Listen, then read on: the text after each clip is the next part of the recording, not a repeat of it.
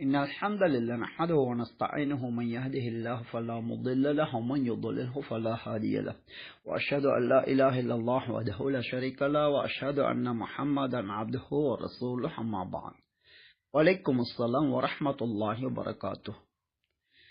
ஜனாஸா தொழுகை தொழுகின்ற போது அந்த ஜனாஸாவிற்காக பிரார்த்திக்கின்ற பிரார்த்தனை சஹீஹ் முஸ்லிமிலே பதிவாகியுள்ள அந்த ஒரே பிரார்த்தனையை கொண்டுதான் பிரார்த்திக்க வேண்டுமா, அல்லது அது அல்லாத அல்லாஹும்ம கஃபிர் லனா லிஹய்யினா வ மய்யித்தினா வ ஷாஹிதினா வ காயிபினா என ஆரம்பிக்கின்ற அந்த பிரார்த்தனை, இது போன்ற பிரார்த்தனைகளை கொண்டும் நாம் பிரார்த்திக்கலாமா? இது சஹீஹான ஹதீஸில் உள்ள பிரார்த்தனை தானா அல்லது பலவீனமானதா?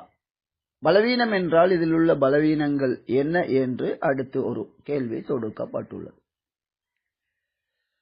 மரணித்த ஜனாஸாவிற்காக பிரார்த்திப்பதிலே மிகச் சிறந்த துவா சஹீஹ் முஸ்லிமிலே பதிவாகியுள்ள துவாவே ஆகும். இதனைத்தான் இமாம் புகாரி உட்பட இந்த விடயத்தில் மிகச் சரியான அறிவிப்பு இதுதான் என கூறுகின்றார்கள். அதுதான் உண்மையும் ஆகும்.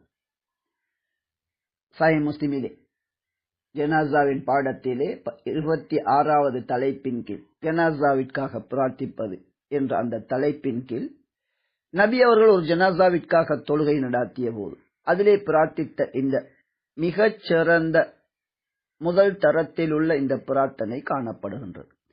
அல்லாஹும்ம கஃபிர் லஹு வர்ஹம்ஹு வஅஃபு அன்ஹு வஆஃபிஹி வஅக்ரிம் நுஸ்லஹு வவஸ்ஸி மத்ஹலஹு, இவ்வாறு தொடர்கின்ற அந்த பிரார்த்தனை. எனவே ஜனாஸாவிற்காக நாம் தொழுகின்ற போது பிரார்த்திக்கின்ற போது அதிலே மிகச் சிறந்த பிரார்த்தனை சஹீஹ் முஸ்லிமில் உள்ள இந்த பிரார்த்தனை ஆகும். அதே நேரத்தில் இது அல்லாத சில பிரார்த்தனைகள், குறிப்பாக அல்லாஹும்ம கஃபிர் லனா லிஹய்யினா வ மய்யித்தினா வ ஷாஹிதினா வ காயிபினா என தொடர்கின்ற அந்த பிரார்த்தனை, இதிலே பல்வேறு அறிவிப்புகள் காணப்படுகின்றன. ஒரு சில அறிவிப்புகளின் அந்த அறிவிப்பாளர் வரிசையிலே பலவீனங்கள் காணப்படுகின்றன, ஒரு சில ஹசன் தரத்திலே காணப்படுகின்றன.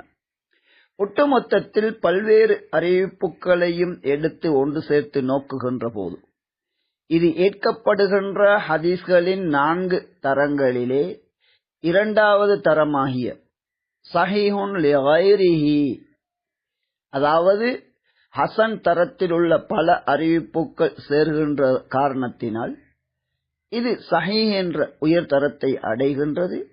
அதிலே முதல் தரத்தில் உள்ள செய்தி கிடையாது, இரண்டாவது தரத்திலே இது காணப்படுகின்றது. எனவே இந்த பிரார்த்தனையை கொண்டும் நாம் பிரார்த்திப்பதிலே தவறு கிடையாது. ஆகவே இந்த அல்லாஹும்ம கஃபிர் லனா லிஹய்யினா வ மய்யித்தினா என ஆரம்பிக்கின்ற இந்த பிரார்த்தனையை கொண்டும் ஜனாஸா தொழுகையிலே ஜனாஸாவிற்காக நாம் பிரார்த்திக்கலாம். இது சஹீஹ் லிகைரிஹி எனும் தரத்திலே இருக்கின்றது. அதே நேரத்தில் சஹீஹ் முஸ்லிமில் உள்ள நாம் மேலே கூறிய அந்த பிரார்த்தனை, இதுதான் இந்த பிரார்த்தனைகளிலே மிகச் சரியானது என இமாம் புகாரி அவர்கள் கூறியிருக்கின்றார்கள். அதுவே எமது ஆய்வுகளின் முடிவுமாகவும் இருக்கின்றது. அதுதான் மிகச் சிறந்தது. அதனை தவிர்த்து இந்த பிரார்த்தனையை ஒருவர் செய்தாலும் அதுவும் சஹீஹான ஹதீஸிலே பதிவாகி இருக்கின்றது. அதில் குற்றம் ஏதும் கிடையாது.